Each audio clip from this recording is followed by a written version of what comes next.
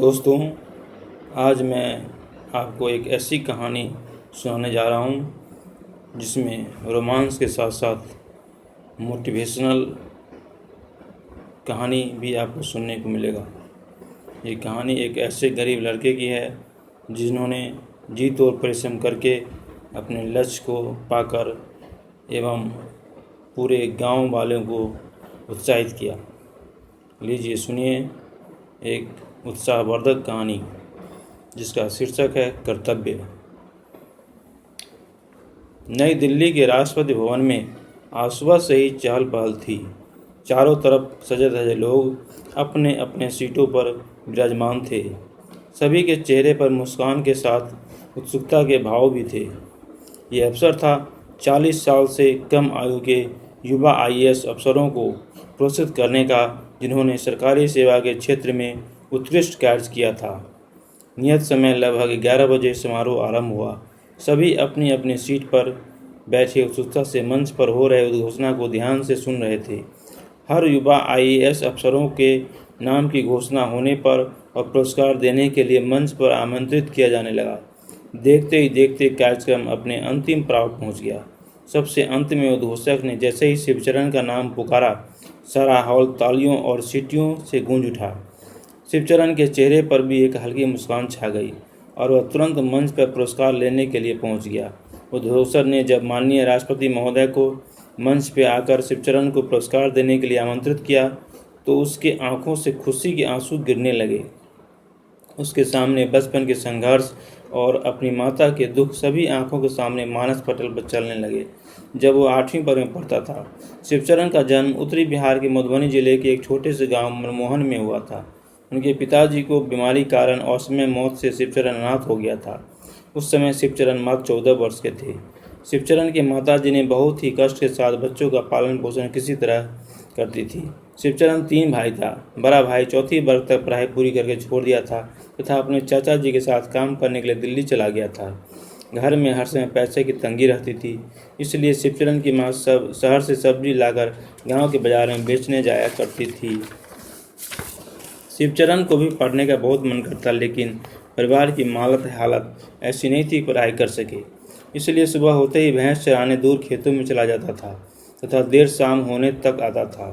रात में जब गांव में दूसरे लोगों के दरवाजों पर लालटेन की रोशनी में बच्चे को पढ़ते देखता तो उसे भी पढ़ने को मन करता था। एक दिन उसके गांव का एक व्यक्ति पढ़ लिख कर इंजीनियर बना तो उसने भी अपनी माँ से पढ़ाई के लिए जिद करने लगा। माँ ने कहा, बेटा तेरे भाग्य में ऐसा नहीं है कि तू पढ़ लिख सके। यदि तेरे पिताजी आज होते तो ऐसे दिन न देखने पड़ते। शिवचरण ने उस दिन बहुत रोया, लेकिन मन में ठान लिया कि वो किसी भी तरह पढ़ाई करेगा। उसके गांव के बाहर ईंट भट्टा में प्रतिदिन शाम को 4 घंटे मजदूरी करता था तथा किसी तरह 50 रुपये मिल जाते थे। इससे वह अपनी किताब कॉपी इत्यादि खरीद लेता था। इसी तरह उसने 8वीं पास किया। 9वीं में जाने के बाद उसने पढ़ाई में मन लगाया, लेकिन 10वीं वर्ग में पढ़ने के दौरान अचानक पड़ोसी से मारपीट एवं मुकदमा के कारण मैट्रिक परीक्षा में एक विषय में अनुत्तीर्ण हो गया। फिर पूरक परीक्षा देकर मैट्रिक द्वितीय श्रेणी में उत्तीर्ण हुआ। उसके बाद आईएससी में नामांकन तथा शहर में पढ़ने के लिए काफ़ी पैसे की जरूरत थी। शिवचरण पढ़ने में होशियार होने के साथ साथ मेहनती भी था। पैसे के लिए 2 घंटे सुबह शाम बच्चों को ट्यूशन पढ़ाया करता था। शिवचरण 3 दिशा में इस समय कार्य कर रहा था। पहला तो पढ़ाई करता था, दूसरा बच्चों को ट्यूशन पढ़ाकर आय भी अर्जित करता था तथा तीसरा पड़ोसी द्वारा मुकदमे में फंसा दिए जाने के कारण कोर्ट का भी चक्कर लगाया करता था। ऐसा करते करते वो कम उम्र में ही परिपक्व हो गया। मेहनत करने से उसने कभी भी जी नहीं चुराया।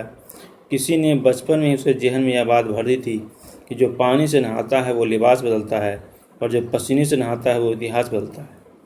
इस बात को उसने बचपन में ही गांठ बांध लिया था। आईएससी की परीक्षा उसने जी तोड़ परिश्रम कर प्रथम श्रेणी में उत्तीर्ण किया।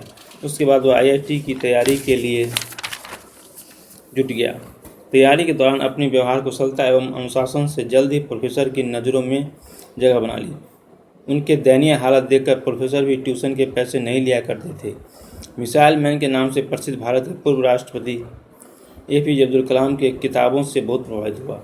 उनमें लिखे एक वाक्य ने उसका उत्साह बढ़ाया कि सपने वो नहीं होते जो सोने के बाद आए, बल्कि सपने वो होते हैं जो सोने ही न दे। उसने आईआईटी की तैयारी के लिए दिन रात एक कर दिया। पहले ही प्रयास में उसने आईआईटी की परीक्षा उत्तीर्ण कर ली। उसे आईआईटी कानपुर में नामांकन का आमंत्रण पत्र मिला। इसके लिए काफ़ी पैसे की ज़रूरत थी। शिवचरण की माँ के पास इतने पैसे नहीं थे कि आगे पढ़ाई के लिए आईआईटी कानपुर भेज पाती। शिवचरण ने जल्दी इसका भी हल खोज लिया। आईएससी में पढ़ाई के दौरान ही जिस मकान में वो किराए पर रहता था, उसके मकान मालिक की लड़की को ट्यूशन पढ़ाया करता था। उस लड़की का नाम रूपा था। रूपा यदाकदा पढ़ाई के बहाने मदद मांगने शिवचरण के कमरे में आ जाया करती थी।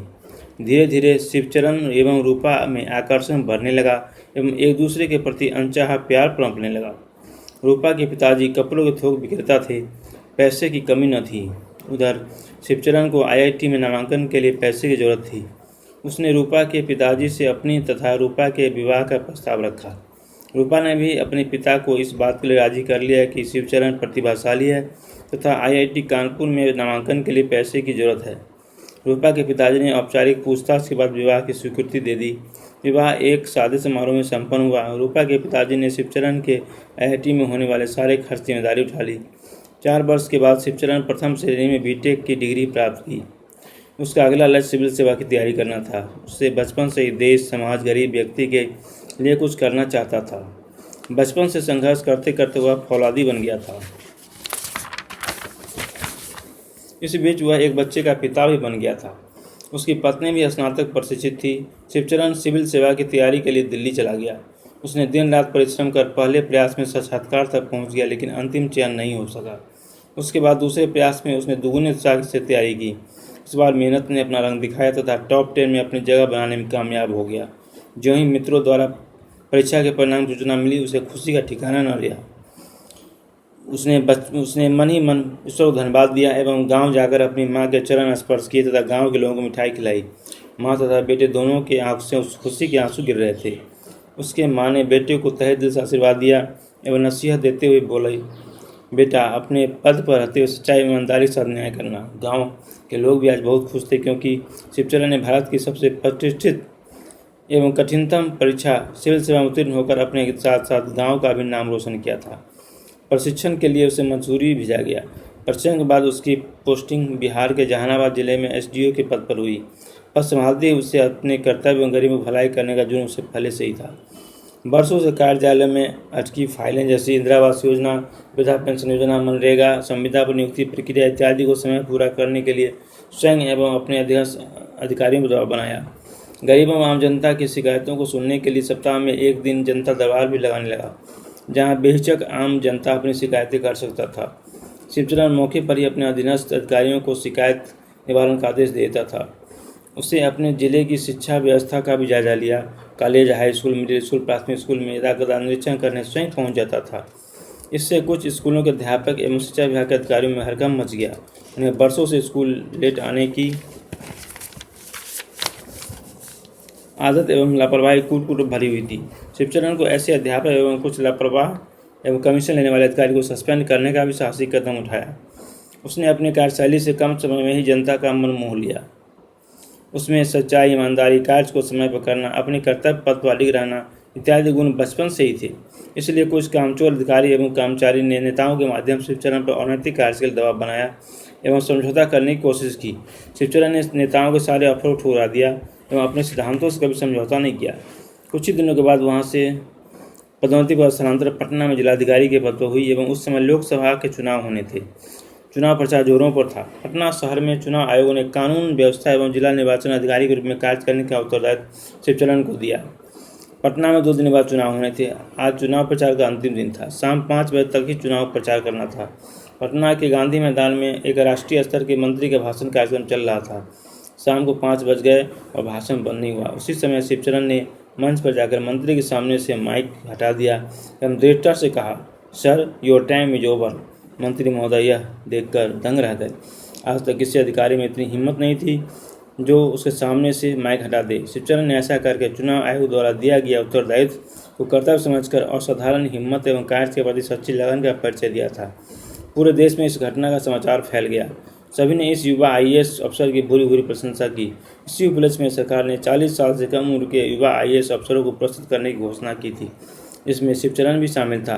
तभी उसका ध्यान टूटा और पुरस्कार लेकर मन ही मन अपनी माँ एवं मातृभूमि को प्रणाम कर वापस आकर अपनी सीट पर बैठ गया।